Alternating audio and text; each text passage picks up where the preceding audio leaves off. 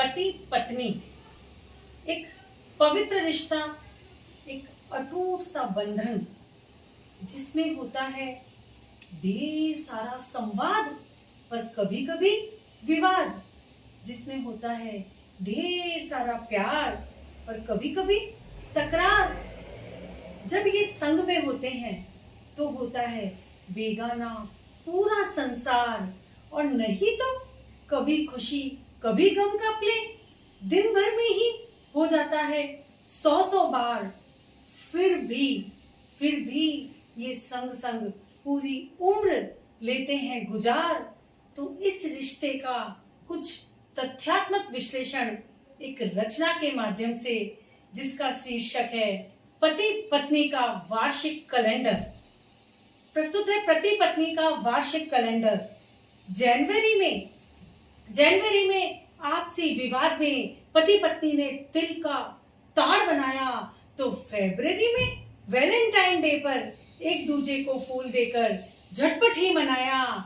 तभी आ गई होली, तभी मार्च में आ गई होली, और पति ने पड़ोसन पर रंग लगाकर मौके पर चौका लगाया और अपनी एकमात्र बीवी को बहुत ही रिझाया। तो अप्रैल फूल बनाकर मुझसे पंगा ना लो, ये पत्नी ने पतिदेव को बखूबी ही समझाया। तभी मई जून की गर्मी में पत्नियां पीहर को गई, तो पतियों को तो पूरी आजादी मिल गई। उनके तो मन की कली खिल गई, और जिन्हें कभी हंसना भी था नहीं नसीब, वे ही आने लगे अब हसीनाओं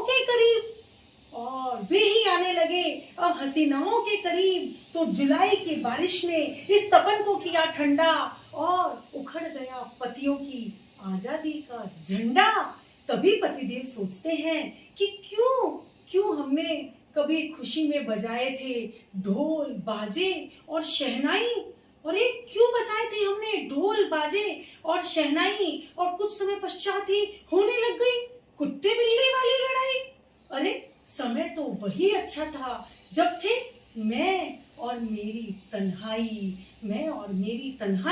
जी हाँ, जनवरी में आपसी विवाद में पति पत्नी ने तिल का ताड़ बनाया, तो फरवरी में वैलेंटाइन डे पर एक दूसरे को फूल देकर झटपट ही मनाया। कि मार्च में आ गई होली, तभी पड़ोसन पर रंग लगाकर पति ने पत्नी को बहुत ही रिझाया। तो अप्रैल में अप्रैल फूल बनाकर मुझसे पंगा ना लो, ये पत्नी ने पतिदेव को बखूबी ही समझाया। कि मई जून की गर्मी में पत्नियां पीहर को गई, तो पतियों को तो पूरी आजादी मिल गई। उनके मन की कली खिल गई, जिन्हें कभी हंसना भी था नहीं नसीब, वे ही जाने लगे हसीनाओं के करीब। कि जुलाई की बारिश ने इस तपन को किया ठंडा, और उखड़ गया पतियों की आजादी का झंडा। कि 15 अगस्त आ जाता है, और 15 अगस्त आ जाता है देशभक्ति और अपनी शक्ति को जानकर पति फिर से खुद को स्वतंत्र पाता है। कि तभी सितंबर में गण नहीं